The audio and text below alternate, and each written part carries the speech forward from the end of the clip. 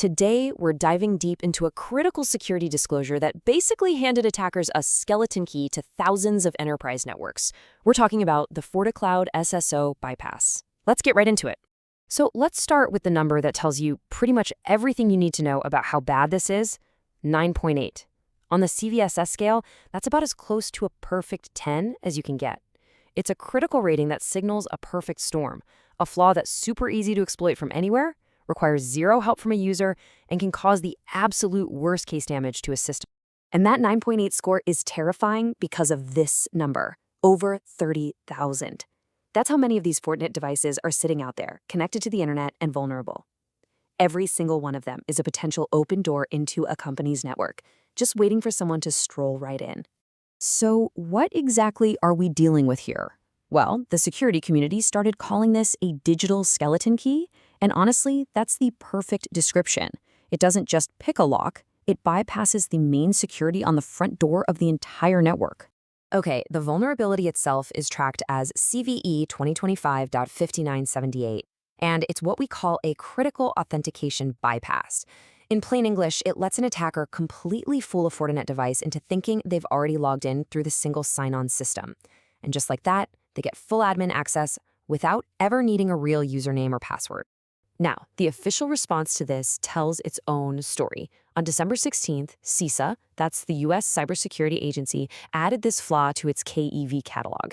And you gotta understand, that's not just a warning. That's a confirmation that attackers are already actively using this thing in the wild. This immediately triggered a 1-week mandatory patching deadline for all US federal agencies. Think about that.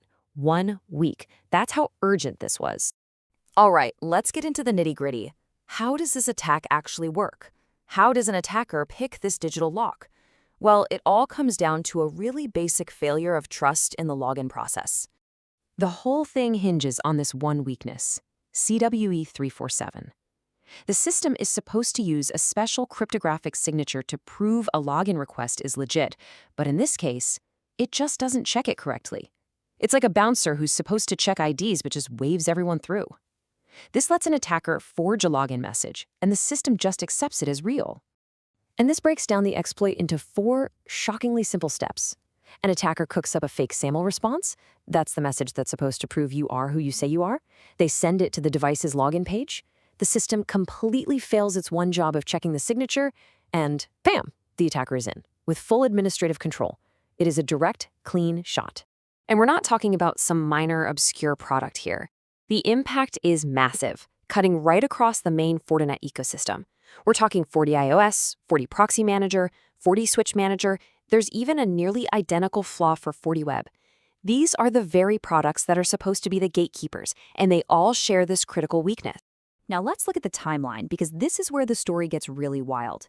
You can see just how fast this threat went from a quiet bug report to a fully weaponized exploit being used in real attacks. This was an absolute race against the clock. I mean, just look at how quickly this escalated. It's insane. Fortinet discloses the vulnerability around December 9th. Just 4 days later, attackers are already hitting systems out in the wild.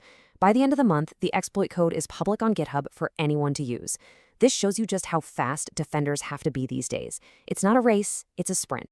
And once they got inside, the attackers knew exactly what they were after. Researchers saw them immediately using their new admin powers to do one thing: download the system's configuration file. That file is like a treasure map, you know? It's often filled with hashed passwords and other sensitive data they can use to move deeper into the network. Okay, so let's get to the most important part, what you need to do right now to protect yourself. This is your game plan, your defensive roadmap, with clear steps. Priority number 1, without a doubt, is patching. This table lays out exactly what you need to be looking for. For each product, you can see the vulnerable versions and the safe version you need to upgrade to. Seriously, take a screenshot, check your systems. There is no substitute for getting these updates installed immediately. Now, if for some reason you absolutely cannot patch this very second, here's your emergency action plan. Step 1 is still patch, but if that has to wait, you need to immediately disable the FortiCloud SSO login feature. That's the official workaround. Third, lock down your management interfaces. They should never, ever be exposed to the public internet. And finally, go hunt through your logs for any weird SAML activity or signs of a breach. Okay, so let's zoom out for a minute because this one vulnerability is really just a symptom of a much bigger, more annoying problem in cybersecurity, something we can call cyber debt. This isn't just about one flaw, it's a pattern. And here's the kicker. This little detail from Rapid7 is so important.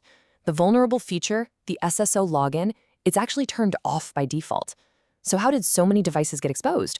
Well, it gets automatically enabled the second an admin registers the device online through the web interface.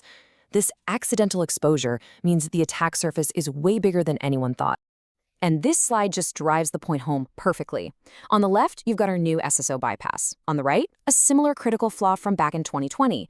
5 years later, that old vulnerability is still being used to hack into over 10,000 unpatched devices.